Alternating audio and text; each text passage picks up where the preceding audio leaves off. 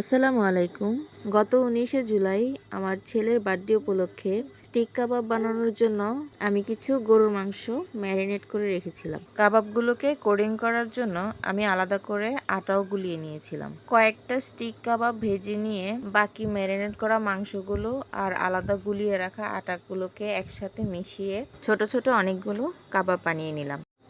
এতে করে স্টিক বানানোর কষ্ট ছাড়াই আমি অনেকগুলো কাবাব বানাতে পেরেছি, কোনো প্রকার সময় নষ্ট না করেই। কিন্তু স্বাদ আর গন্ধ একই আছে। আমার মতো এরকম অলস যারা আছেন, যারা অল্প কষ্টে মজার জিনিস খেতে চান, তারা অবশ্যই এই রেসিপিটা ট্রাই করবেন। চিকেন দিয়েও করা যায়, আমি এটা গরুর মাংস দিয়ে করেছিলাম। এটা অনেকটা পপকর্ন টাইপের, এক ধরনের পপকর্নও বলা যায়। বিকেলের চা বা কফির সাথে এই নাস্তাটা দারুণ মানাবে।